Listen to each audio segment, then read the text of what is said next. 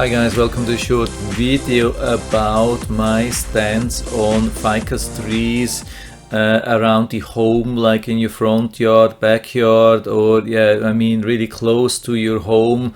Is it a good idea or a bad idea? I had a really interesting discussion with a tree trimming guy. I think it was the boss of a tree trimming company, and he was ordered to our home from our landlord, and so he wanted to check what to do, and I wanted to talk to him a little bit, especially about our major tree in the front, which is a ficus. We are living here since almost 2 years, and I'm definitely not a big fan of this tree here. This thing is causing a mess, and it's just a pain in the butt for us. And I wanted to have the honest opinion of this guy because he's really knowledgeable, and I didn't have to talk a lot to him.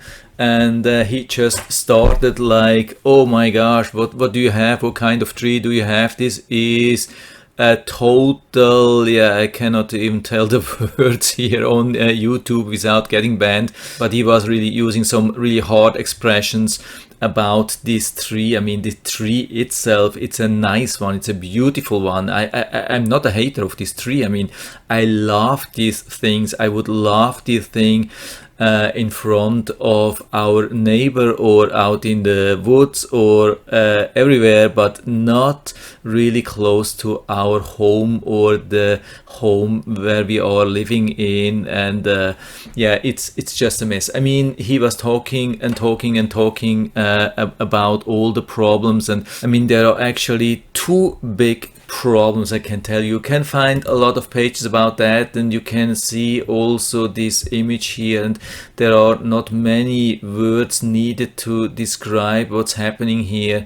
People think, okay, let's make a nice driveway or sidewalk and then plant a couple of these nice ficus trees in the middle of it, and this is the result. And this is of course also how your driveway could look after a couple of years if you decide for such a tree. The two big problems, there are actually two big problems of this tree. One is the roots here. The roots, the guy told me, there's a problem. I don't know if it's just here or everywhere. He told me, there's a problem. The roots cannot go down deep enough for some reason, or it's just the tree, I don't know. And so the roots are not going down like with a palm tree. The roots are going mainly to the side like crazy. Usually as a rule of thumb is that the roots are going as far as the branches go, but not with this tree. The roots are going much further, I can tell you. Here I have also a couple of other pictures here. It's a beautiful tree, absolutely no problem with that, but already on the side, when we moved in 2 years ago, it was absolutely perfectly flat, and the guy here, he was a paver guy who did the job, and he made a really good job on everything. It's crazy how good he did everything, but there is so much pressure from the roots. And here it's on the side of our home. There are no branches of the tree on top of it. It's really far away. It's about 20 yards away from the center of the tree, and the roots already are starting to cause heavy damage on this pavers area. Also here in the back, that's at least, I would say, 15 or 20 yards away from the center of the tree. And here's a sewage line, and we had sewage back up about half a year ago, and then we let some guy coming, and he found that the roots of this tree were like growing into this pipe and clogging everything. And I asked this guy, what do you think, where it's coming from? And he looked up and to the side, and he told me, that's this ficus tree, no question about that. And he seemed to be also really experienced, and there's also no branches of the tree on top of it, but he told me, these roots can grow like crazy to all sides and really far away. And they create so much pressure, they are destroying almost everything, and it cost the landlord a lot of money to get rid of this sewage backup, and it was really uncomfortable. We were really close to move out to a hotel for a couple of days because the whole home was backed up. I mean, not just like a kitchen drain or in one bathroom, it affected the whole home. So it was almost impossible to live there. You can imagine when you have a whole home sewage backup. I don't have to go into details. And then here I have a couple of images from the top of the roof of the patio, and it always, I can tell you, it always looks like this. And you can also see the amount of rubbish which is coming down from the tree, and that's the next problem. It's not only the roots, there's also one big other problem, and this is the amount of stuff which is coming down from this tree. I have never seen a tree in my whole life which drops so much things. It's not only leaves. I mean, leaves are coming down 2, 3 or 4 or 5 times per year, sometimes almost constantly coming down. You can clean the gutter here.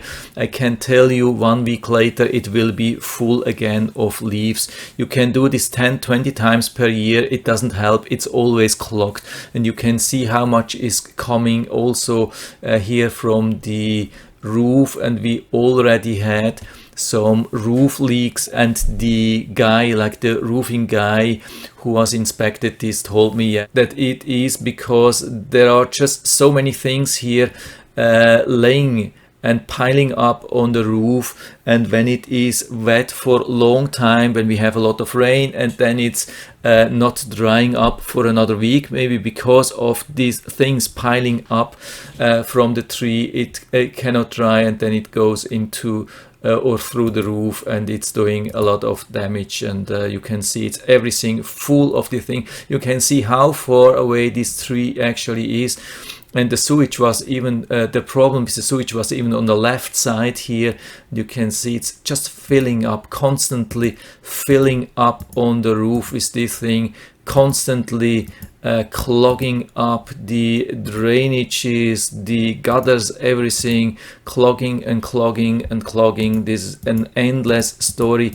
And I can tell you, this is not only about the leaves, it's also some seeds and other stuff, and branches are coming down. A lot of branches are coming down in every storm. After every storm we have a lot of branches, and even some pretty large branches coming down, where at the same time I don't see a lot of branches down from neighbors with oak trees or so. We have much more branches down, and really these leaves and seeds, and the seeds, they are like berries, they are coming down, and sometimes this happens about 3 or 4 times per year for about 1 week each, and then everything is fully loaded of these berries. And you can believe me, the whole floor, I mean everything, the driveway is full of these seeds, of these berries. When you step on it,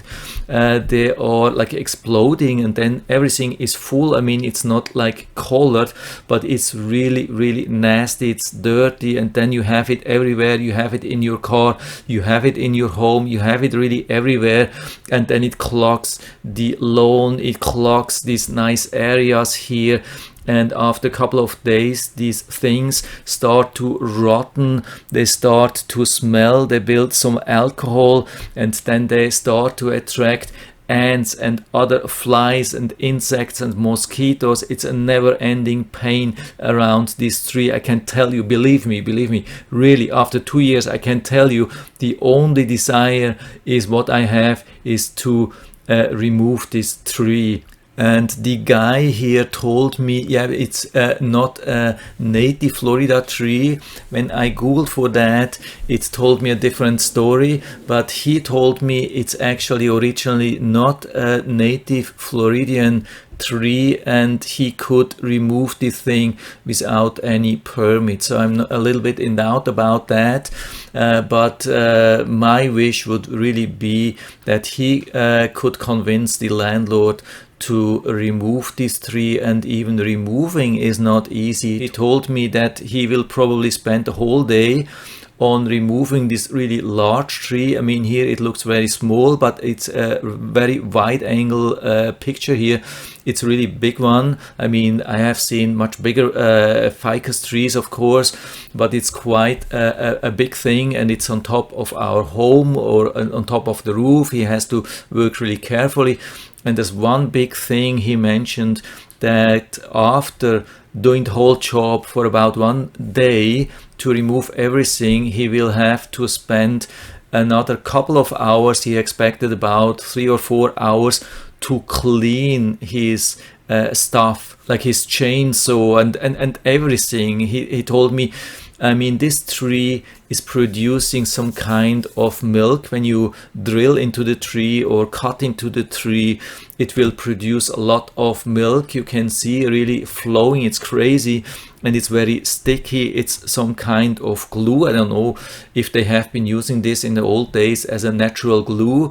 I mean, if you have such a tree, you can cut a branch and then you will get, I don't know, 20 liters of free glue. Yeah, if you're a glue lover, maybe that's a thing for you. I don't know if this thing is poison or so, but I think it could work as a glue. It's insane. So there are so many things which are definitely very, very difficult to deal with this tree. I mean, it's a beautiful one. Just from looking at it, it's a very nice one. It's a beautiful one. It provides nice shade, but to deal with all the problems, I can tell you, it is just a pain in the butt, and a really big pain.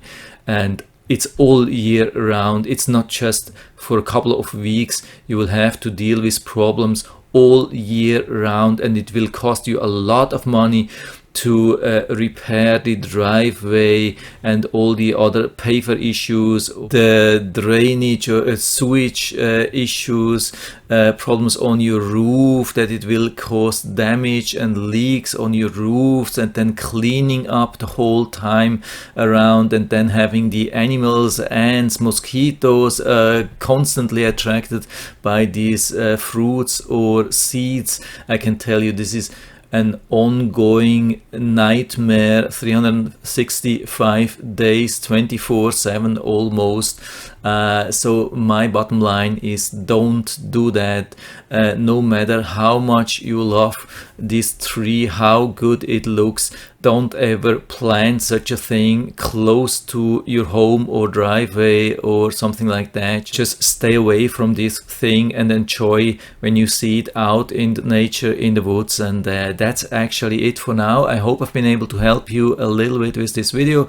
If you have any questions or comments, just write to the comment section below, and I'm always happy to talk about these things. And if you liked the video, give me a thumbs up, subscribe my channel. Thanks for watching, and see you next time.